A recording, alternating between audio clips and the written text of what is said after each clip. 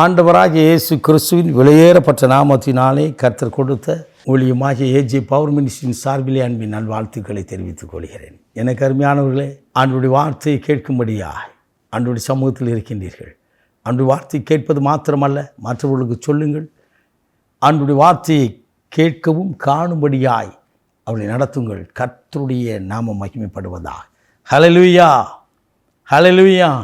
எனக்கு அருமையானவர்களே, இன்றைக்கு ஆவியானவர் கொடுத்த வார்த்தையை தியானிக்கப் போகிறோம். மத்தேயு நற்செய்தியின் புத்தகம் 9 அதிகாரம் 22வது இறைவார்த்தை. உன் விசுவாசத்தின்படி உனக்காக கடவுள். உன்னுடைய விசுவாசத்தின்படி, உன்னுடைய நம்பிக்கையின்படி உனக்காக கடவுள். ஆண்டவராய் இயேசு கிறிஸ்து இந்த பூமியிலே மனிதனாய் அவதரித்து அவர் கடந்து வந்தபோது ஒரு பெண்ணானவள் இயேசுவை தேடி வந்து சுகம் பெற்று கொண்ட நிகழ்ச்சியைத்தான் நாம் இன்றைக்கு கேட்டுக்கொண்டிருக்கிறோம், தியானித்து கொண்டிருக்கிறோம். 12 வருடங்கள் பெரும்பாடுள்ள பெண் தெய்வத்தை தேடி வந்தாள். தனக்கு உள்ள எல்லாவற்றையும் விற்று தேவனை தேடி வந்தாள். ஆனால் எல்லாவற்றையும் விட்டாலும் மருத்துவம் சுகம் கொடுக்க முடியவில்லை, மருந்து சுகம் கொடுக்க முடியவில்லை, பாடுக்கு நீங்கவில்லை. என் வாழ்க்கையில், என் குடும்பத்தில் பாடு நீங்களப்பா, இந்த நோய் நீங்கள, கடன் நீங்கள, கண்ணீர் மாறலை, வேதனை மாறலைன்னு சொல்லி கலங்கி நிற்கிறீர்கள். அவங்களோடு தான் கர்த்தர் பேசுகிறார். அதற்கென்று ஒரே ஒரு காரியத்தை தான் ஆண்டவரை எதிர்பார்க்கிறார். ஒரே ஒரு காரியம்தான். என்ன காரியம்? விசுவாசத்தோடு உள்ளான இருதயத்திலே ஆண்டவராய் இயேசு எனக்காக ஜீவனை கொடுத்திருக்கிறார், எனக்காக மரணத்தை செய்திருக்கிறார். அவரே எனக்காக மரணத்தினின்று அவர் உயிர் தெழுந்து உயிரோடு கூட இருக்கிறார். பிசாசின் தலையை நசுக்கினவர் அவர் எனக்காக தழும்புள்ள கரத்தினால் அற்புதம் செய்வார் என்று விசுவாசியுங்கள். இந்த பெரும்பாடுள்ள பெண் ஆண்டவரை தேடி வந்ததல்ல, ஆண்டவரிடத்தில் போய் தனக்கு ஒரு வியாதி இருக்கிறது என்று சொல்லி சொன்னதாக வேதம் சொல்லவில்லை.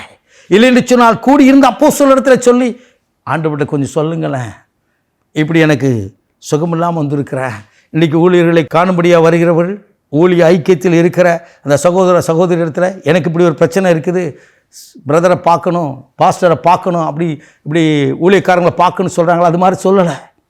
இந்த அம்மா இருதயத்தில் விசுவாசித்தாள், மற்ற யாருக்கும் தெரியாது. அடுத்ததாக தனக்குள் சொன்னாள், அறிக்கையிட்டாள். எப்படி? நான் ஆண்டவரை தொட்டால் சுகமாகவே. ஆகவே தான் ஆண்டவர் சொன்னார், உன் விசுவாசம் பெரிது, உன் விசுவாசத்தின்படி ஆகட்டும். நாம் எப்படி இருக்கிறோம்?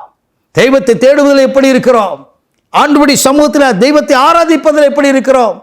முழு உள்ளத்தோடு, முழு பலத்தோடு, முழு ஆன்மாவோடு தெய்வத்தை ஆராதிக்கின்றோமா? ஒரு சீரியல் கூட 1/2 மணி நேரம் ஓடுது. ஆண்டவருக்கு ஜெபம் பண்ணிங்கன்னா எவ்வளோ நிமிஷம் ஜெபம் பண்ணிங்கன்னா, கடந்த நாட்களில் ஒரு குடும்பம் வந்தார்கள். அவரிடத்துல கேட்டேன், அம்மா நீங்கள் எவ்வளோ நேரம் ஜெபம் பண்ணீங்க? ஐயா எவ்வளோ நேரம் ஜெபம் பண்ணீங்க? அந்த அம்மா சொன்னாங்க, ஐயா 5 நிமிஷம் ஜெபம் பண்ணையா.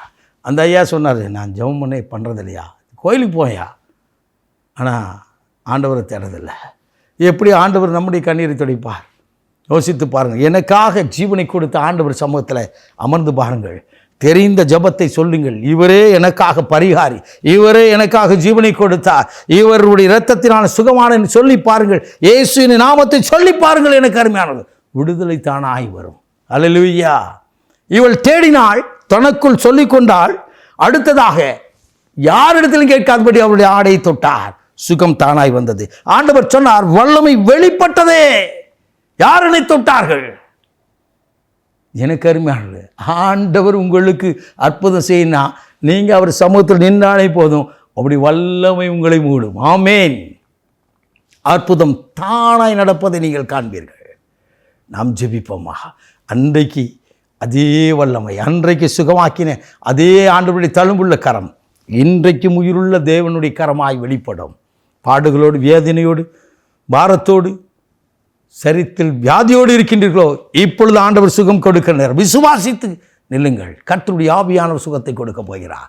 நாம் ஜெபிப்போமா? மகா பரிசுத்தமுள்ள தகப்பனே, இந்த அற்புதமான வார்த்தைக்காய், இந்த வேலைக்காய் உமக்கு ஸ்தோத்திரம். இந்த நாளிலே தேவனை விசுவாசித்து, இயேசுவே என் இரட்சகர் என்று விசுவாசித்து அறிக்கையிட்டு ஜெபிக்கிற ஒவ்வொரு பிள்ளைகளும் சரித்திருக்கிற எப்பேற்பட்ட வியாதியானாலும் என் ஆண்டவருடைய தழும்புள்ள கரம் தொட்டு சுகமாக்குவதாக அற்புதம் செய்து மகிழ பண்ணும்.